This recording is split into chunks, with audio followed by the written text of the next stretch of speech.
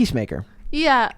Okay. We're supposed to go in order, unless you want to. I say that like I give you a choice. I'm like, I'm picking the order. Too bad. Too bad. We're talking. He's a dictator in this dictatorship. I'm in charge here. Yeah. So, this article is from CBR, and it says Peacemaker beats Wonder Woman as the DCEU's highest reviewed project. Mm-hmm. Shortly after its series premiere, HBO Max's Peacemaker became the highest reviewed project in the DC Extended Universe, just ahead of Wonder Woman. What's interesting about this is I would have thought that the Suicide Squad that James Gunn made, the one that was kind of a prequel to this, would have been the highest rated.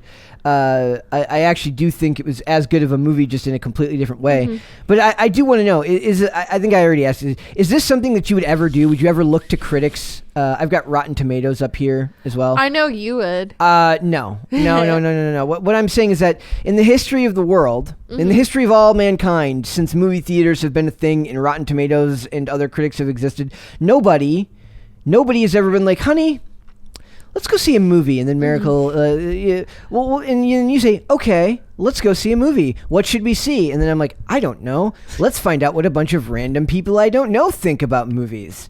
Like, I know that people read them and they might choose to not see something that gets really, really, really bad reviews. But in general, I don't think that's as much of a thing now as it used to be.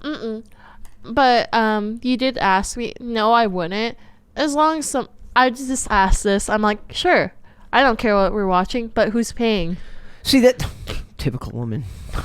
Hey. I'm just kidding. Well, it's a joke. No, usually I pay for my own ticket when I go with friends. I'm like, it's fine. Yeah, you should. Yeah, why would your friends be paying for your movie? No, because like when Rogue One, like Star Wars Rogue One, my friend legit bought all the tickets for the premiere day. Because they were a Star Wars junkie and wanted everybody to go with them because they wanted everyone to experience it with them. Yeah. That's the power of fandom. Exactly. So I got to watch that premiere day, and then ever since working here, I technically don't pay for movie tickets. Well, not when we go for work. So it says, with only 4 episodes out so far... judging me for no reason. Yes. Peacemaker has become the highest reviewed project in the DC Extended Universe. According to Forbes, HBO Max's The Suicide Squad spinoff currently has the highest score of any DCEU project. Okay, so I was right about that. With 94%, a 94% score on the tomato meter. This puts Peacemaker just ahead of Patty Jenkins' Wonder Woman, starring Gal Gadot from 2017, which comes in at 93%. This is great. Even more, I'm moved by how many people all around the world are coming to love Chris, Leota, Adrian, Emilia, and John. That's so weird. They went by their character names rather than their... I was so confused. I was like, who's Chris? I was like, John Cena's name is John, not Chris. No, I was so confused because I was like, why is there... They list all the characters excluding John Cena because it says John. No, Chris is his character's name. I know, but I didn't think of that at first because I read it all the way to John, and I was like, they only say John's real name. John is Economos. That's so funny. Yeah, I was like, Adrian. It's like, who's Amelia? Oh, that was when it clicked. I'm like, oh, Harcourt. It says, series creator James Gunn said this on behalf of the whole cast and crew. Thank you. What I think that this proves more than anything is that DC needs to have faith in like letting their directors and their writers do their damn jobs and not letting these very, very out of touch studio executives get involved, because it used to be that if the studio executives got involved, right, it was because they were trying to head something off the past, or they had some type of focus group that felt like something else should be in there. And we were going to cover a story a few weeks ago from a show called Woke. Where they but the article was about how the producers got involved right away and ruined the show. Like, it was going to be a satire that was going to poke fun at both sides, and the studio got involved and inevitably ruined it with the producer notes. And what I'm finding, and this has happened with DC projects for as long as I can remember. Christopher Nolan was allowed to do whatever he wanted because Christopher Nolan is Christopher Nolan. You're not going to tell him how to make his movies. This is the reason Marvel uses unknown directors or people with like 1 or 2 credits because they don't have what would the word be, the pull or the gravitas to be able to be like, no, I'm going to tell my vision and you're going to let me do so. They don't have the track record of the resume, so they have to make what the studio wants. Yep. James Gunn has that resume. James Gunn's given leeway to make these choices because it's what he wants to talk about. It's the stuff he wants to do. And what we found is that when they let these directors and these writers tell the story they want to tell, inevitably it connects better with audiences. You all right there? No, like my nose was like all of a sudden clogged up. Is this something that happens in like you're more of an anime fan than me? Is this something that happened it feels like that's very creator oriented, right? They let these creators tell their stories. They let the creators create their stories. There is like some edits here and there. Well, you still need editors. It's like with comic books and manga. You still need editors to be able to tighten the story up. But that's not. But we're talking studio executives, not editors. Well, it depends. Like, are you talking about like the actual anime or like the actual live action? Either or. I'm saying either. Are these? I'm assuming it's more common in the live action. It's more common because the live action, they want to condense it down to like 1 hour or 2 hours. Like my favorite anime series, Bleach, they made a live action and a lot of it was condensed down. I thought it was good if you never watched it before. If you'd never seen if you'd never seen the series before, I thought it was good, but it still like skips over a lot of things. There was a lot of plot holes in it, but if you don't pay attention to it, it should be fine. That's one of the problems with that type of storytelling, right? It's like you're taking something that's long and expansive and has all this lore, and you're boiling it down into something so much different than what it would normally be. Yeah, I believe they condensed it down from season 1. But what I'm talking about here isn't even that. This is talking about producers who are like, shorten it just to shorten it so we can fit in more more show times. Shorten it. That's what they did. Add this type of dialogue. When they're not creatives, they're executives. And what we find is that when executives get involved, it always makes the storytelling worse. That's what they did with Full Metal Alchemist, their live action. They kind of did that. That's what I saw. So Full Metal Alchemist, if you're not familiar, there's a lot of alchemy in it. Go figure. So, not shit.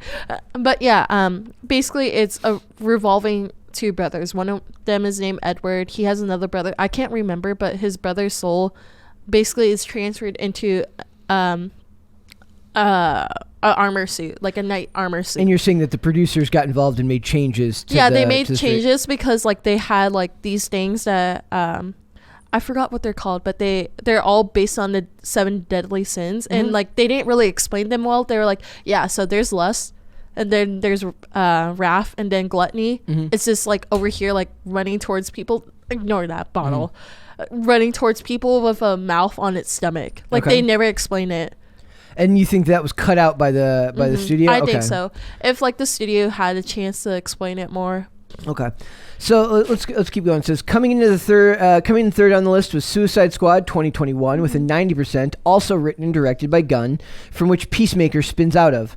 Currently, the lowest reviewed project is David Ayer's Suicide Squad. This is what I'm talking about. That movie is literally famous for being hacked up by the studio. In the end, I think it was actually edited by a trailer company. Yeah. Like, it was edited by a company that makes trailers, not a company that makes movies, which is why all the scenes look like weird music videos that are cut together. It's unintelligible, and it's completely different from the original trailer that they had made, which was very dark, very emotive, and very heavy-handed. And then after that, all the trailers were light and funny and had all the stuff that didn't really fit. And that's clearly all producer and studio interference in David Ayer trying to tell his story.